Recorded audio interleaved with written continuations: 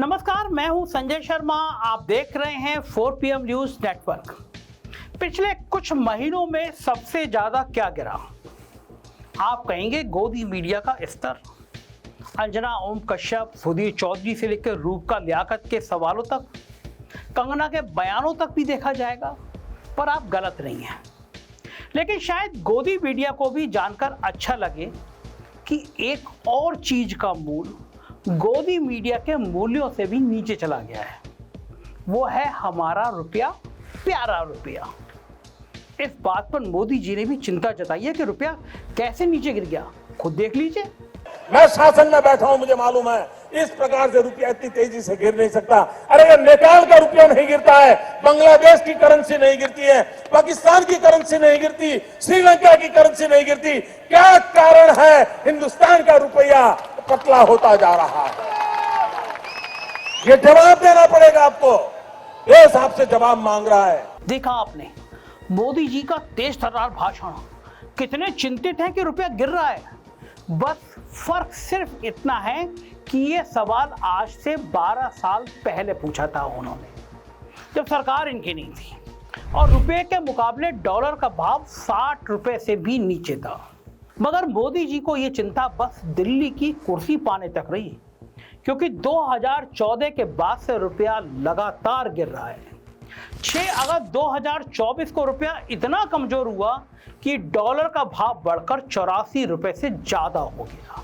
2012 में जब मोदी जी को रुपयों की झूठी चिंता सता रही थी, तब डॉलर की कीमत 53 रुपया थी। पता नहीं रुपए की चिंता थी या फिर बस सत्ता में आने की चिंता थी, क्योंकि 2014 से 2024 तक पिछले 10 सालों से मोदी जी का राज है और रुपया 10 साल से लगातार कुछ ऐसे गिर रहा है मानो कोई इंसान हवाई जहाज से पैरा जंपिंग कर दे और फिर उसका पैराशूट भी ना खुले। गया। आंकड़े बताते हैं कि 2014 में डॉलर का भाव 60 रुपये था और 10 सालों में ये 24 रुपये बढ़कर 84 रुपये हो गया है।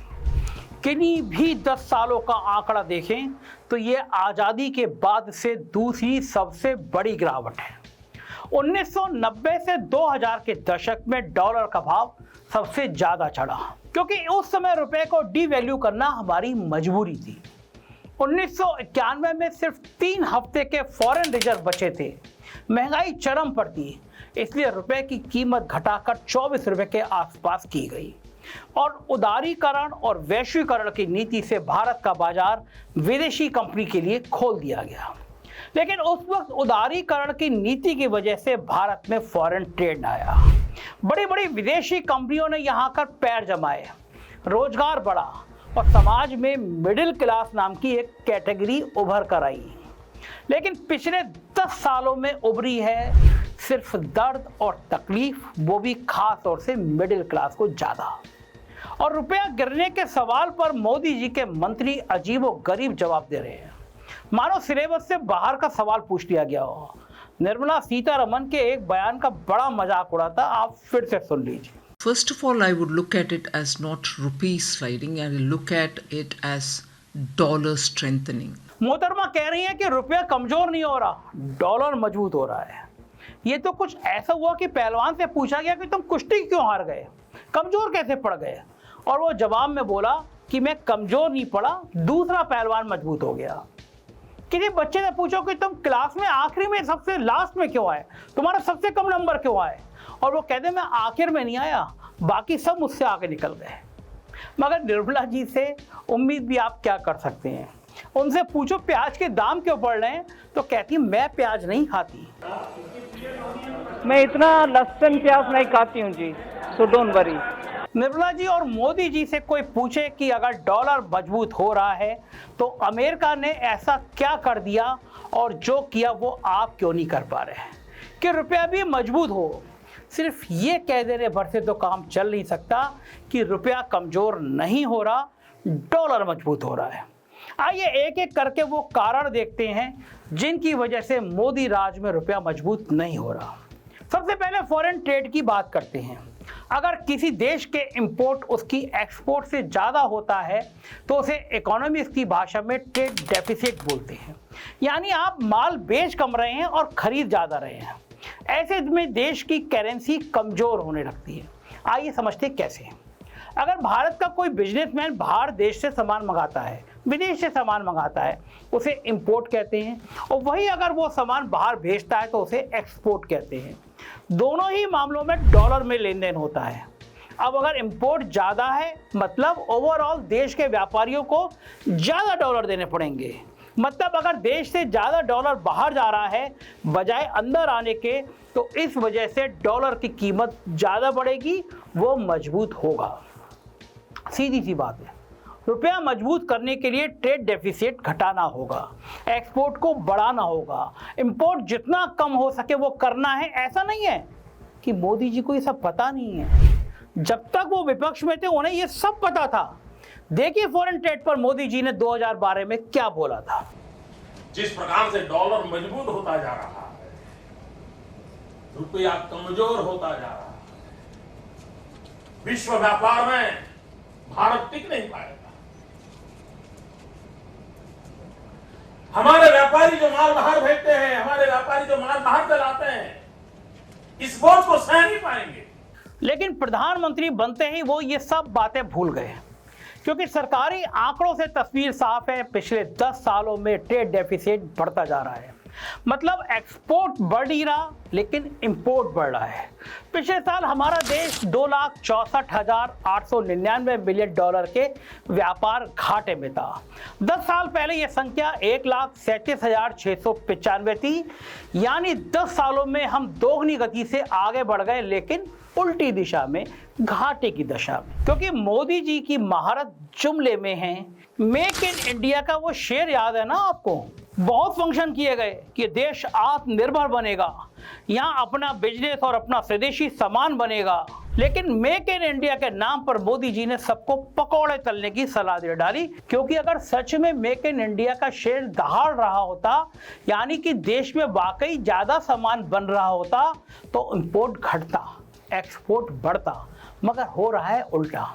और इसलिए निर्मला जी को कोई बताए कि अगर डॉलर मजबूत हो रहा है, इसमें डॉलर की कोई खास खूबी नहीं है, बल्कि आपकी नीतियां जिम्मेदार हैं।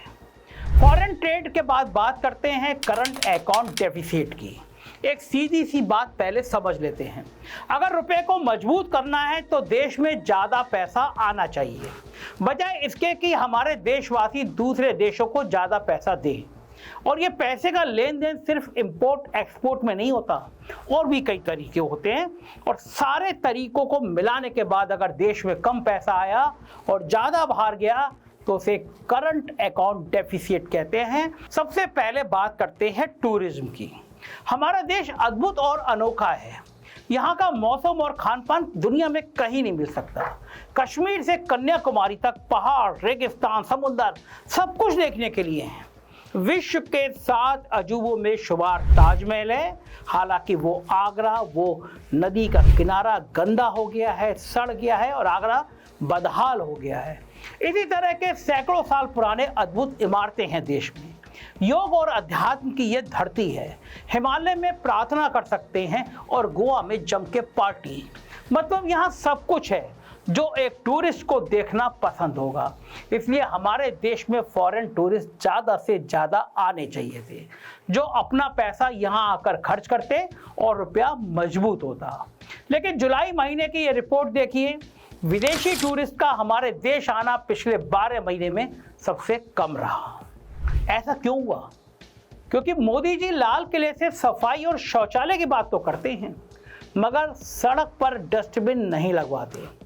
विदेशियों की इंस्टाग्राम रील में हमारे देश के पहाड़ तो दिख रहे हैं, मगर सड़क पर फैली गंदगी भी दिख रही है। किसी विदेशी महिला के साथ भारत के किसी कोने में बलात्कार की खबरें आना अब आम बात हो गई है। ये ठीक है कि राज्यों की भी जिम्मेदारी है, मगर सवाल उठता है कि भाषण देने के अलावा मोदी जी ने टूरिज्म बढ़ाने के लिए क्या तो क्या किया। अपने फोटो करा लिए समुद्र तट पर, या कुछ और भी? पकौड़े तलने और गटर की गैस से चाय बनाने की सलाह के अलावा भी कुछ कर सकते थे। टूरिज्म का एक पूरा सर्कुलम चलाया जा सकता था, जहां से पढ़ने वाला इंसान सर्टिफाइड गाइड बनता, उसे रोजगार मिलता, विदेशी टूरिस्ट को सुविधा मिलती, पान की पीकों से सने सारे रेलवे स्टेशन तो मोदी जी के मंत्री चलाते हैं। अगर वो चकाचक होते तो टूरिस्ट को असुविधा नहीं होती, लेकिन रेल में केवल किराया बढ़ाया जा रहा है, सुविधा नहीं। और हर महीने या तो ट्रेन पटरी से उतर जा रही हैं या टकरा जा रही हैं। यानी भारत में टूरिज्म बढ़े, इसके लिए मोदी जी के पास ना विजन है, ना एक्शन प्लान और ना समय है। अगर होता तो 10 साल में लगा ना दिया गया होता कुछ ना कुछ फार्मूला। भारत में फॉरेन टूरिज्म सिर्फ 2% से बढ़ रहा है। दूसरी तरफ भारत के लोगों का विदेश घूमना, बाहर जाकर पैसा खर्च करना पिछले 10 सालों में 29 गुना बढ़ गया है। पिछले साल $31 बिलियन भारतीय ने दूसरे देशों में जाकर घूमने फिरने में खर्च किए। दूसरी तरफ विदेशियों ने हमारे देश में आकर $17 बिलियन खर्च किए, यानी लगभग काफी कम। अब ऐसे में रुपया तो कमजोर होगा। आइए तीसरा कारण देखते हैं रुपए के कमजोर होने का। मोदी जी हमारे देश को विश्व गुरु बता कर छाती ठोकते रहते हैं। ये सच है कि किसी जमाने में हमारा देश विश्व गुरु था, जब हजारों साल पहले नालंदा यूनिवर्सिटी में सारी दुनिया से लोग पढ़ने आते थे। लेकिन अब ऐसा नहीं है। सिर्फ खोखली मन की बातें हैं, क्योंकि पिछले 10 सालों में हिंदुस्तानी पेरेंट्स दुगने से ज्यादा पैसा खर्च कर रहे हैं अपने बच्चों को विदेश में पढ़ाने के लिए। 2015 में $2.46 बिलियन भारतीय के द्वारा खर्च किया गया, जिससे वो विदेश की यूनिवर्सिटी में पढ़ सके। 2024 में ये बढ़कर $6.3 बिलियन हो गया। मतलब साफ है, हमें हमारे देश की शिक्षा और शिक्षा संस्थानों पर भरोसा नहीं रहा, और रहेगा भी कैसे। JNU जैसी कमाल की यूनिवर्सिटी को गोदी मीडिया आतंकवादी बनाने पर तुला रहता है, और JNU के साथ हर बड़ी यूनिवर्सिटी में भारतीय जनता पार्टी और RSS ने अपने खास लोगों को बिठा दिया है। कुलपति भी छांट के तैनात हो रहे हैं। उत्तर प्रदेश का राजभवन आनंदीबेन पटेल खासी बदनाम हो रही हैं कुलपतियों के चयन में और प्रोफेसरों के चयन में, और देश की हर जगह पे, हर राज्य में ऐसी खबरें आ रही हैं। पुणे के FTII इंस्टीट्यूट के स्टूडेंट 139 दिन धरने पर बैठे, क्योंकि B ग्रेड फिल्मों के एक्टर गजेंद्र चौहान को वहां का हेड बना दिया गया था। इसी तरह चाहे बंगाल की जादवपुर यूनिवर्सिटी हो या बंबई का टाटा इंस्टीट्यूट, सब जगह के स्टूडेंट्स परेशान हैं। लेकिन मोदी जी पर स्टूडेंट प्रोटेस्ट का कोई फर्क नहीं पड़ता। फर्क पड़ता अगर क्वालिटी एजुकेशन देना लक्ष्य होता, मगर लक्ष्य तो सबको राम भक्ति और गो रक्षा में मगन रखने का लग रहा है, क्योंकि नेताओं के बच्चे तो विदेश पढ़ रहे हैं, यहाँ के बच्चों को गौ रक्षा सिखाई जा रही है। मोदी जी ने यूक्रेन से लौटने वाले स्टूडेंट को भी पब्लिसिटी का हिस्सा बना दिया। कहलवाया गया कि मोदी जी ने बार रुकवा दी पापा। मगर मोदी जी से सवाल है कि भारत के छात्र मेडिकल की पढ़ाई पढ़ने के लिए यूक्रेन और रूस जा ही क्यों रहे हैं? क्यों हमारे देश में डॉक्टर बनने की फीस 1 करोड़ रुपया हो गई है, जबकि बाहर स्टूडेंट इसके आधे पैसे में भी 5 साल रहकर आ जाता है, डिग्री भी ले आता है। लेकिन दूसरे देश में जाकर पढ़ने से हमारे देश का पैसा बाहर जाता है और रुपया कमजोर होता है। मगर मोदी जी सिर्फ इतिहास के पन्नों में हमारे देश को विश्व गुरु होना नहीं ढूंढते। अगर कुछ जमीनी काम करते तो कुछ करके दिखाते, तो दूसरे देश के बच्चे हमारी यूनिवर्सिटी में पढ़ने आते, ना कि हमारे बच्चे बाहर पढ़ने जाते।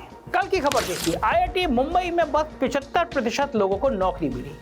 सबसे कम पैकेज केवल 4 लाख रुपए का, यानी कटा महीने में 30,000 रुपए की तनख्वाह हाथ में आई। यूनिवर्सिटी का ये स्तर ऐसे ही गिरेगा, क्योंकि मोदी सरकार यूनिवर्सिटी को पैसा और संसाधन देने की बजाय उनसे ही टैक्स लेना चाहती है। पिछले महीने IIT दिल्ली को 120 करोड़ रुपए के GST भुगतान का नोटिस दे दिया गया। 2017 से 2022 तक IIT ने जो रिसर्च फंड इस्तेमाल किया, जो मशीनें खरीदी, सरकार चाहती है कि उस पर टैक्स दिया जाए। अब सोचिए इस देश की शिक्षा का क्या हाल होगा, और ये ऐसे ही चलता रहा तो जिसके पास भी थोड़ा सा सामर्थ्य होगा वो अपने बच्चे को बाहर ही पढ़ने भेजेगा, और शिक्षा के कमजोर होने के साथ साथ रुपया भी ऐसे ही कमजोर होता रहेगा। अब महंगाई को भी देख ही लेते हैं। ऐसा नहीं है कि अमेरिका में महंगाई नहीं बढ़ रही, मगर महीने दर महीने भारत के मुकाबले अमेरिका की महंगाई दर कम ही रहती है। इसका मतलब वही सामान खरीदने के लिए आपको डॉलर के मुकाबले ज्यादा रुपए खर्च करने पड़ेंगे। इससे रुपए की ताकत घट जाती है। और महंगाई कम करने के लिए मोदी सरकार क्या कर रही है, आइए मोदी जी से सुन लेते हैं। जिस तेजी से रुपये की कीमत टूटती गई है, गिरावट आई है और दूसरी तरफ 3 महीने में सरकार की तरफ से एक भी कदम लिया गया हो, ऐसे कोई संकेत नजर नहीं आ रहे। और जमाने के मुख्यमंत्री मोदी इस भाषण में आज के प्रधानमंत्री मोदी का रिपोर्ट कार्ड दे रहे हैं। इसलिए आगे से कभी निर्मला सीतारमण जी ये कहें कि सरकार क्या कर सकती है, रुपया कमजोर नहीं हो रहा, डॉलर मजबूत हो रहा है, तो आप भूतकाल में जाकर मोदी जी के लच्छेदार भाषण सुनकर सारी बात समझ लीजिएगा। जब वो सरकार में आते ही महंगाई कम करने और रुपया मजबूत करने का दावा किया करते थे। वो सब वीडियो देखने से कुछ खास बदलेगा तो नहीं, बस आज के बुरे वक्त में मोदी जी कम से कम हमें हंसाने का काम तो कर ही देंगे।